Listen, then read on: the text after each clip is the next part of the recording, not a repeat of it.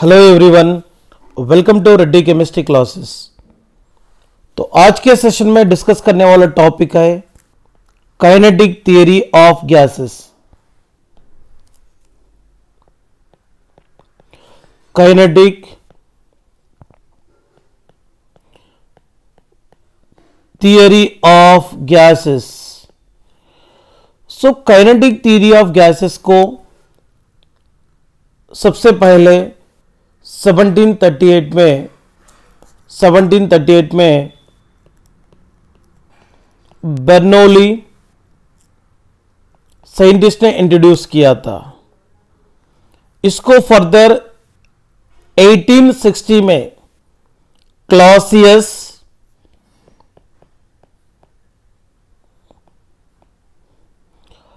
Maxwell,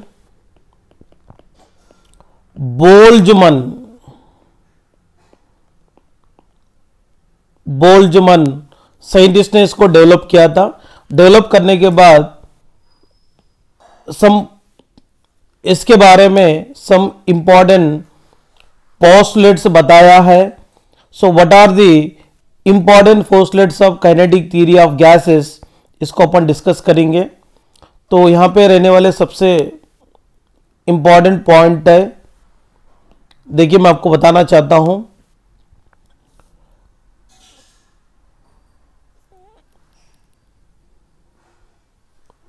gases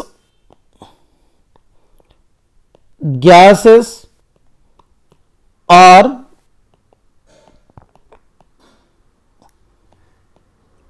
made up of small particles are called atoms or molecules. Gases are made up of small particles which are called atoms or molecules. For example, oxygen gas O2 molecule रहता, nitrogen gas N2 molecules रहता है, hydrogen gas H2 molecules रहेंगे। अगर noble gases में neon gas neon atoms रहेंगे, helium gas helium atoms रहेंगे। Okay ना, next one, volume of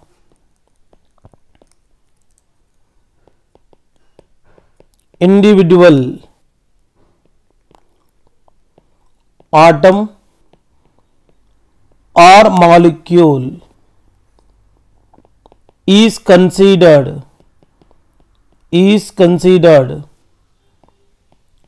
negligible। मतलब यहां पर देखिए, गैसेस को बनाने वाले स्मॉलेस्ट पार्टिकल को कहते हैं आटम और molecules.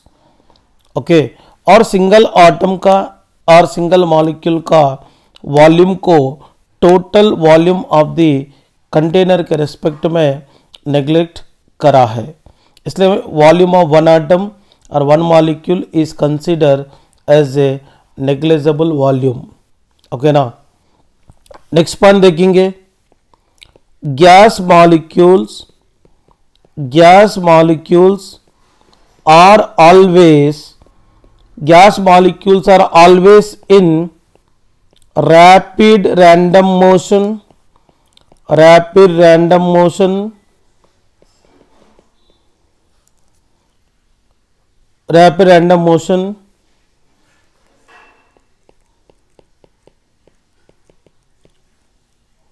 colliding with each other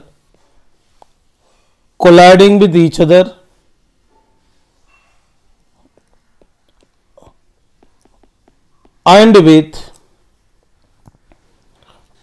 with the wall of container,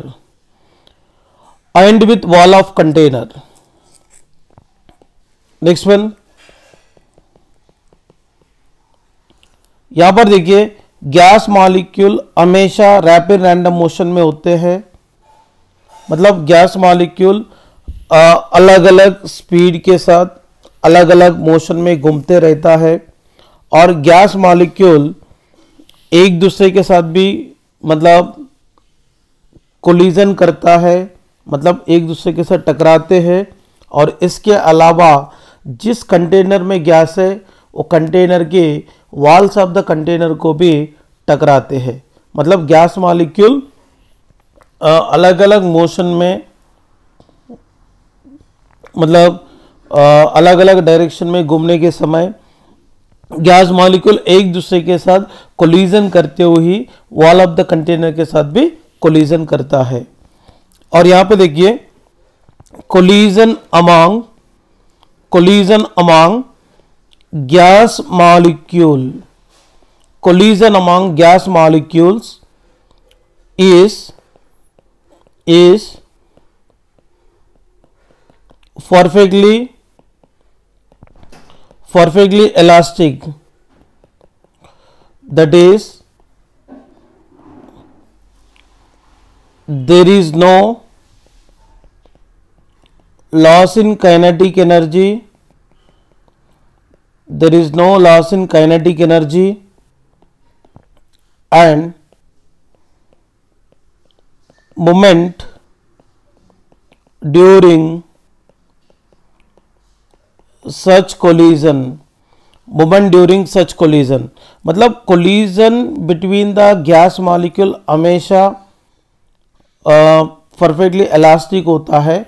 इसका मतलब है गैस मॉलिक्यूल एक दूसरे के साथ कोलिजन करने की वजह से और गैस मॉलिक्यूल की काइनेटिक एनर्जी लॉस नहीं होता और इसकी मोमेंटम भी लॉस नहीं होता है। तो सच टाइप ऑफ कोलिजन को कहते हैं perfectly elastic collision. For example generally देखो, अगर गैस मॉलिक्यूल दूसरे गैस मॉलिक्यूल के साथ कोलिजन होने की वजह से कोई काइनेटिक एनर्जी और मोमेंटम लॉस नहीं होने के कारण गैस मॉलिक्यूल के बीच में होने वाले कोलिजन्स को परफेक्टली इलास्टिक कोलिजन मानते हैं। ओके ना, ये भी काइनेटिक थ्योरी ऑफ गैसेस का इंपॉर्टेंट कैरेक्टरिस्टिक है। Next one, gas molecules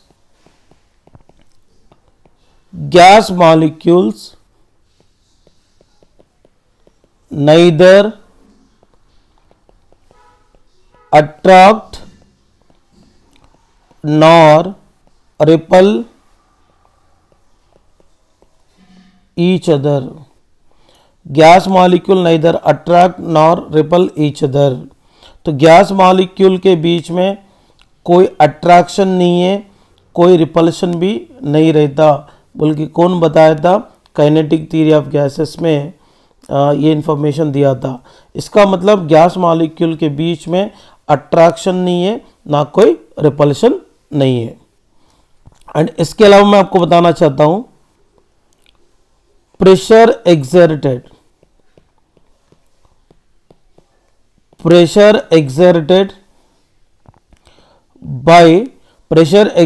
by gas is due to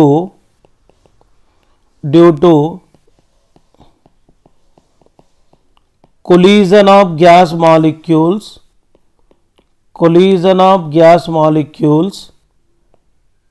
with the wall of the container. मतलब जिस कंटेनर में गैस लिए थे वो कंटेनर का वॉल्स को गैस मॉलिक्यूल जितने स्पीड के साथ कोलिजन करते रहता है उतने ज़्यादा प्रेशर को रिलीज करते जाता है। इसका मतलब number of collisions on the walls of the container जितनी ज़्यादा बढ़ता है उतना ज़्यादा प्रेशर को रिलीज कर पाता है। Next one,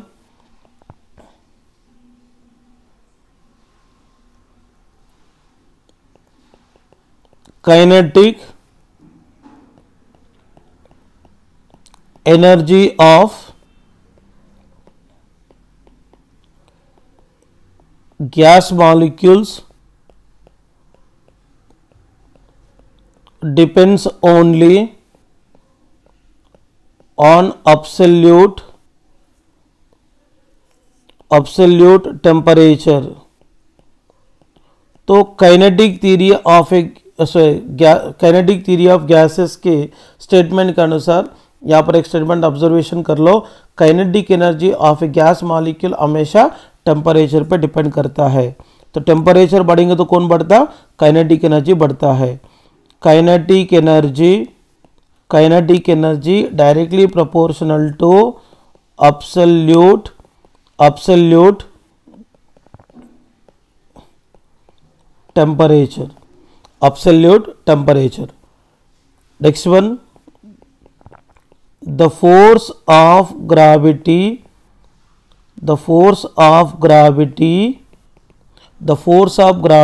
has no effect on the speed of gas molecules. मतलब गैस मॉलिक्यूल का स्पीड को ग्रेविटी का इफेक्ट नहीं होगा। ओके ना, तो मैं और एक बार समझा देता हूँ, प्लीज देखिए। According to kinetic theory of gases, इसका सबसे इम्पॉर्टेंट पोस्टलेट्स है। देखिए, गैसेस को बनाने वाले स्मॉलेस्ट पार्टिकल्स को आटम और मॉलिक्यूल कहते हैं, और वॉल्यूम ऑफ सिंगल आटम और मॉलिक्यूल को नेग्लिजिबल कंसिडर करना चाहिए। नेक्स्ट वन, गैस मॉलिक्यूल हमेशा रैपिड रैंडम मोशन में मूव करता है, इसीलिए गैस मॉलिक्यूल एक दूसरे के साथ कोलिजन करते हुए वॉल ऑफ द कंटेनर को भी कोलिजन करता है। नेक्स्ट वन, और गैस मॉलिक्यूल के बीच में होने वाले कोलिजन को परफेक्टली इलास्टिक कोलिजन कहते हैं, क्योंकि गैस मॉलिक्यूल के बीच में कोलिजन होने की वजह से इसके काइनेटिक एनर्जी एंड मोमेंटम कुछ लॉस नहीं होगा, इसीलिए सच टाइप ऑफ कोलिजन को कहते हैं perfectly elastic collision. And gas molecules के बीच में अट्रैक्शन और रिपल्शन फोर्स नहीं रहता, बल्कि काइनेटिक थ्योरी ऑफ गैसेस के स्टेटमेंट्स के अनुसार बताया गया है। And next one, gas molecule wall of the container को कोलिजन करने के द्वारा ही प्रेशर रिलीज होते हैं, और जितना ज़्यादा कोलिजन करेंगे, जितना ज़्यादा मोमेंटम के साथ कोलिजन करेंगे, उतना ज़्यादा प्रेशर को डेवलप करेंगे। And kinetic energy of a gas molecule temperature पर डिपेंड करता है, टेम्परेचर बढ़ाने से kinetic energy of a gas molecule भी बढ़ता है। Next one, speed of a gas molecule के ऊपर ग्रेविटी का इफेक्ट कभी नहीं होगा। नेक्स्ट वन, अपने को थोड़ा पार्ट इसमें काइनेटिक गैस इक्वेशन दिया है। काइनेटिक गैस इक्वेशन,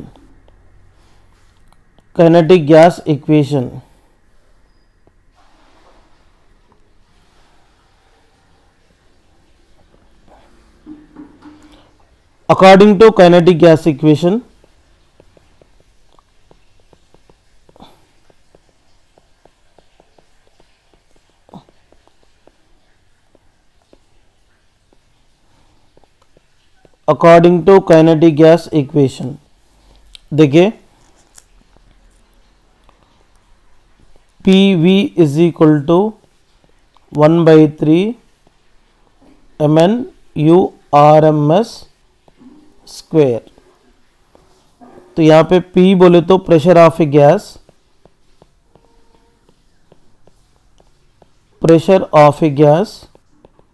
V बोले तो volume of a gas,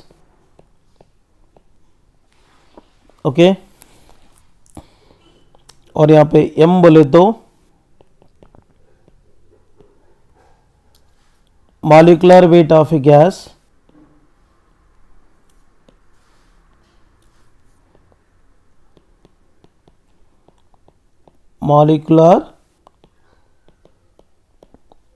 A gas,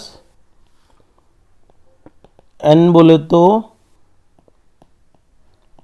number of moles of a gas,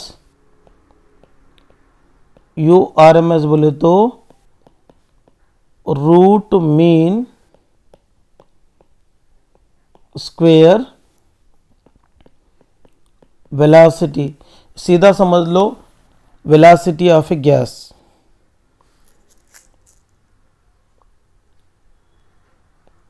if n is equal to 1 mole रहा तो PV is equal to 1/3 m into 1 into URMS square होगा। इसका मतलब PV is equal to 1/3 m URMS square है। Okay ना, both side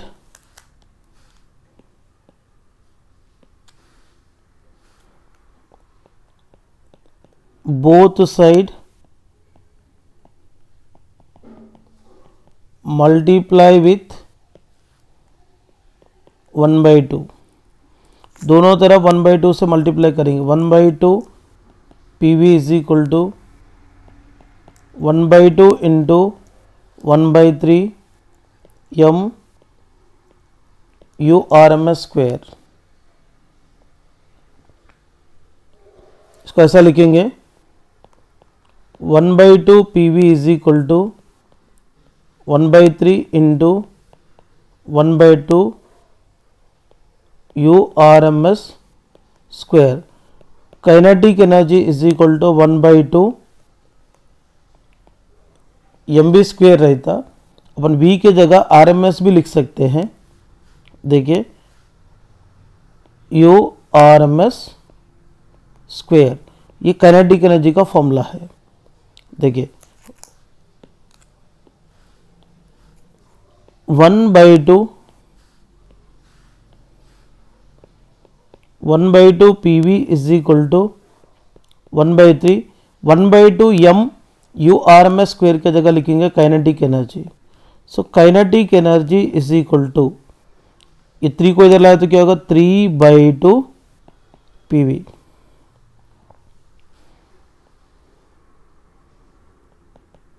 पर 1 mole है ये।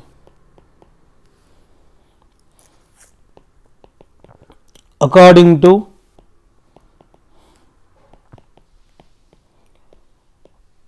Ideal gas equation,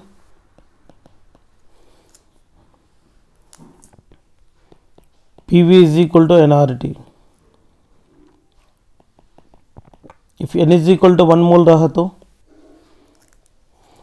PV is equal to 1 into RT है। PV की जगह क्या लिखेंगे RT लिखेंगे, तो kinetic energy is equal to 3/2 RT। ये भी क्या होगा फॉर 1 मोल के लिए है, ये दोनों फॉर्मूलास। अगर मैंने n मोल के लिए लिया तो for n mole kinetic energy is equal to n into 3/2 PV। Second formula क्या रहता, kinetic energy is equal to n into 3/2 RT। ये 1 मोल के लिए है। अगर n मोल के लिए लिखना रहा तो इंटू क्या रखना, सॉरी सामने क्या रखना पड़ता है n। तो 1 मोल के लिए इतना है, n मोल के लिए क्या होगा n इंटू 3/2 RT होगा। ओके ना। इसके अलावा देखिए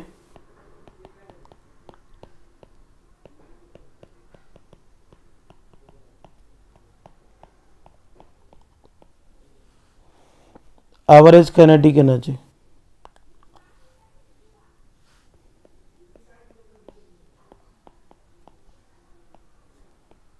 average kinetic energy per molecule, average kinetic energy per molecule is equal to average kinetic energy per mole upon average kinetic energy per mole upon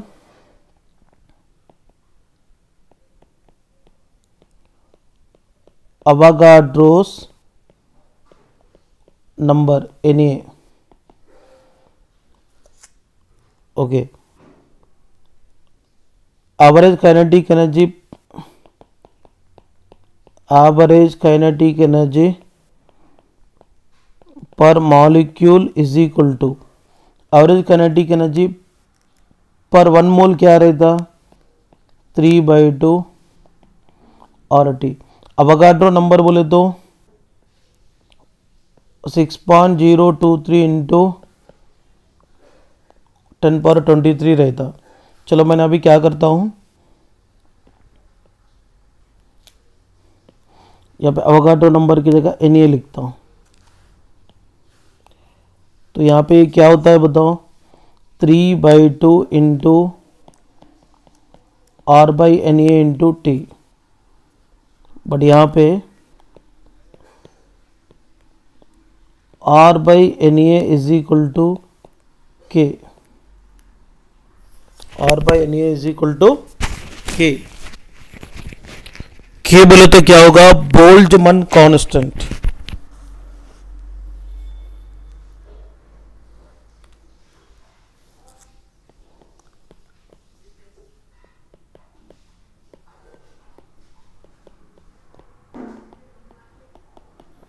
Boltzmann constant, Boltzmann constant. But R बोले तो क्या value 8.314 joules kelvin inverse mole inverse.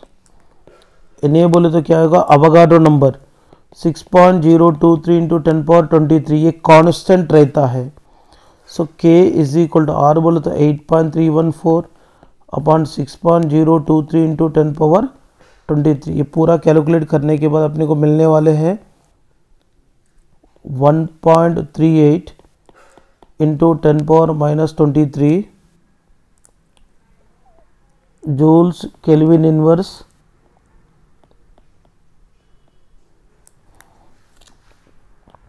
एक काम करता हूँ, यहाँ ये नीचे लिखता हूँ।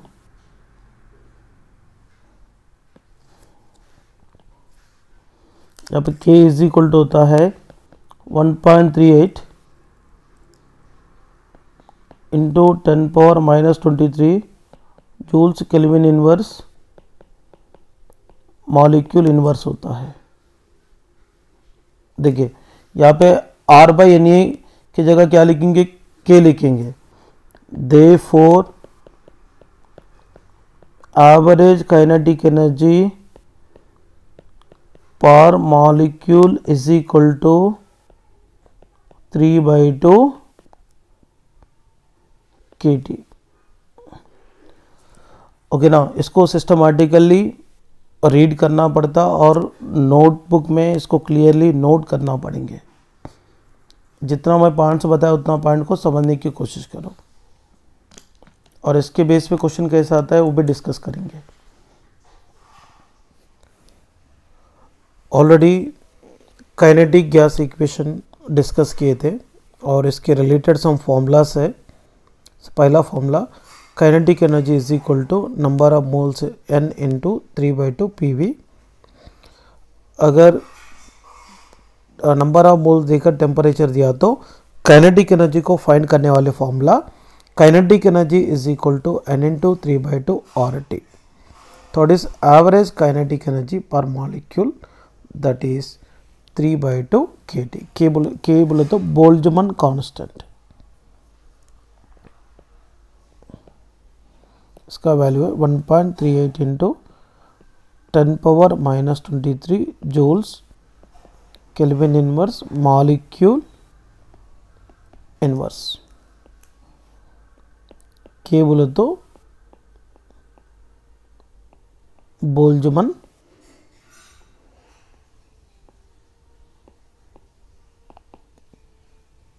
कांस्टेंट। यह क्वेश्चन है calculate the kinetic energy of 4 moles of CH4 gas present at 27 degree centigrade.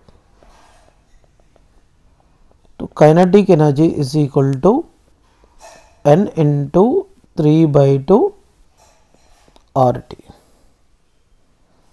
इसमें नंबर ऑफ मोल्स है 4, R का वैल्यू रहता है 8.314 joules kelvin inverse mole inverse.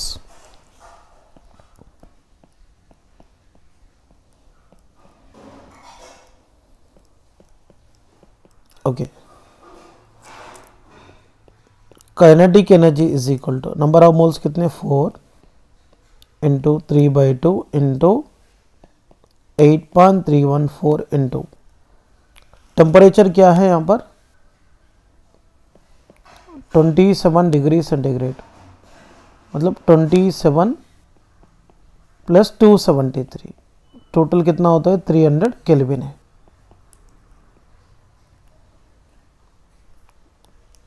ये 300 हो गई, 2 1 जा 2 2 सा। Kinetic energy is equal to ये 2 इंटू 3 क्या होगा 6 इंटू 8.314 इंटू 300 को 3 इंटू 100 लिखेंगे। ये पूरा कैलकुलेट करने के बाद क्या मिलने वाला है देखते हैं। फर्स्ट ऑफ ऑल 6 इंटू 8.314 ये आएगा 49.88 4 इंटू 3 इंटू 100। ये पूरा कैलकुलेट करने के बाद मिल जाएगा kinetic energy is equal to 14965.2 joules. Okay, यहाँ पे नेक्स्ट क्वेश्चन ये आप लोग सॉल्व करना है। Calculate the kinetic energy of 6 moles of helium gas present at 127 degree centigrade. R is equal to 8.314 joules Kelvin inverse mole inverse. Second is calculate the kinetic energy of 8 moles of NH3 gas present 227 degree centigrade. इसे compulsory temperature को kelvin में लेना चाहिए।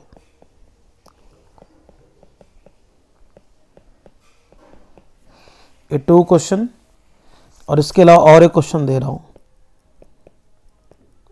Calculate the kinetic energy of 9 moles of CO2 gas present at 27 degree Celsius.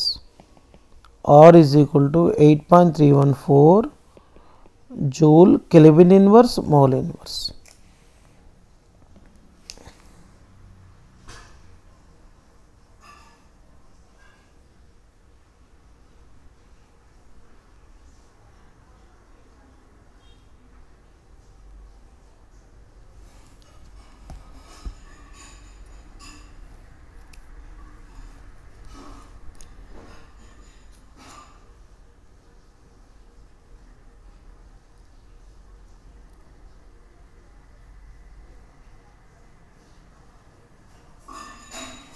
देखिए next question, calculate the kinetic energy of 22 gram of CO2 present at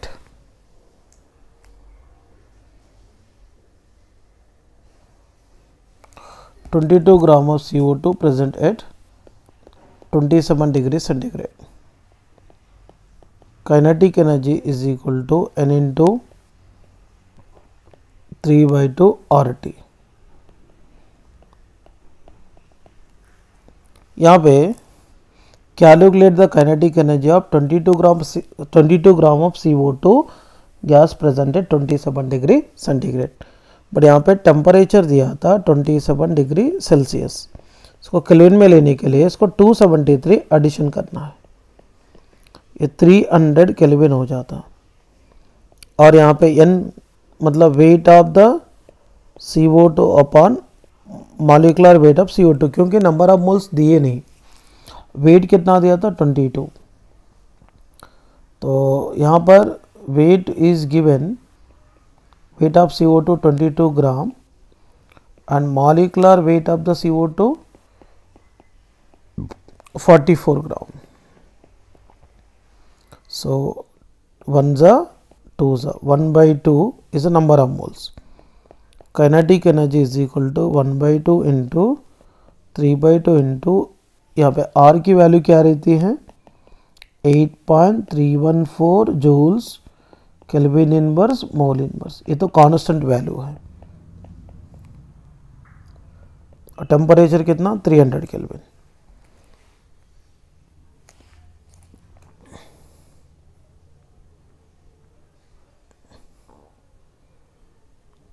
three into 8.314 into 300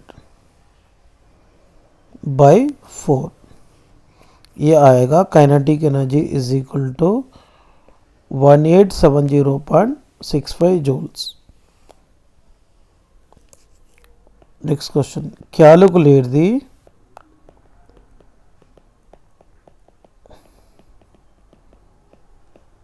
kinetic energy of 64 gram of CH4 gas present at 27 degree centigrade, R is equal to 8.314 joule Kelvin inverse mole inverse. Kinetic energy is equal to N into 3 by 2 RT. But यहाँ पे number of moles of the CH4 gas, number of moles of CH4 gas is equal to weight of CH4 gas upon molecular weight of CH4 gas है। number of moles of CH4 is equal to weight of CH4 कितना 64 है, molecular weight of the CH4 क्या होगा 16 है, क्योंकि weight of CH4 64 gram and molecular weight of the CH4 16, ये कितना आता है 4 मोल्स है। तो kinetic energy is equal to 4 into 3 by 2 into 8.314। Temperature कितना दिया 27 डिग्री सेंटीग्रेड बोले तो 300 केल्विन है। यहाँ पे 2 1 जा 2 2 जा 2 इंटू 3 क्या होगा 6 इंटू 8.314 इंटू 300, इसको कैलकुलेट करेंगे 6 into 8.314 into 300, kinetic energy is equal to 14965.2 joules है। सॉल्व करने के लिए दे रहा हूँ, calculate the kinetic energy of 11 gram of CO2 gas present at 27 degree Celsius, R is equal to 8.314 joule Kelvin inverse mole inverse. Second one, calculate the kinetic energy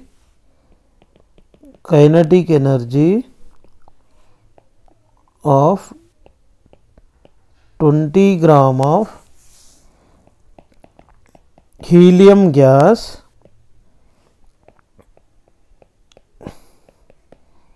present at 227 degrees Celsius, R is equal to 8.314 joule kelvin inverse mole inverse.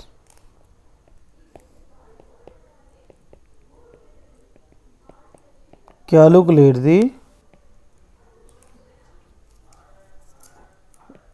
kinetic energy of 16 gram of H2 gas present at 127 degrees Celsius। 8.314 joules Kelvin inverse mole inverse है R की value, R is equal to 8.314 joules kelvin inverse mole inverse.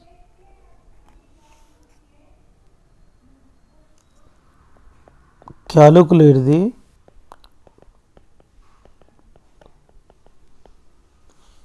Average kinetic energy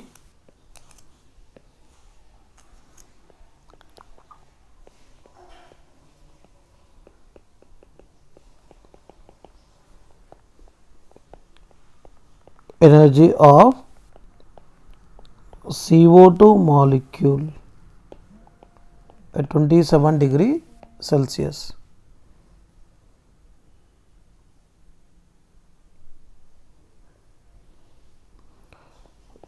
kinetic energy is equal to, ये कौन सा kinetic energy? Average.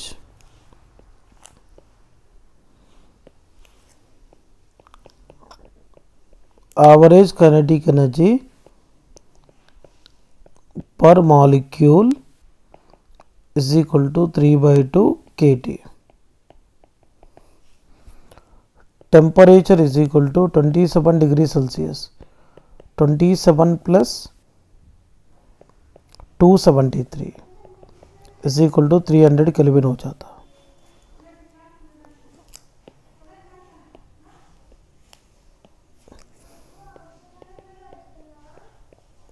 Average kinetic energy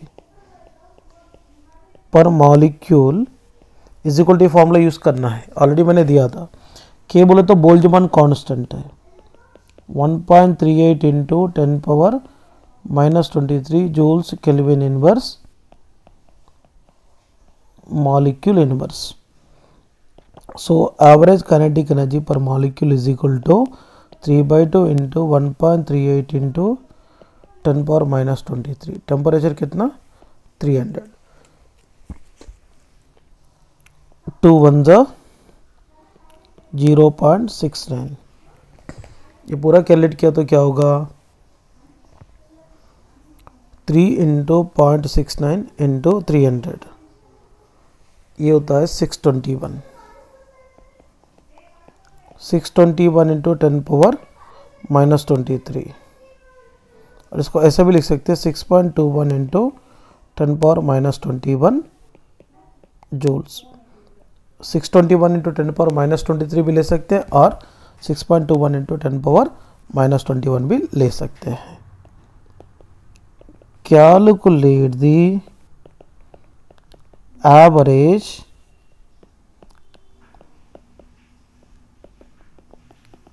kinetic energy per molecule of NH3 gas at 127 degrees Celsius। Second one, calculate the average kinetic energy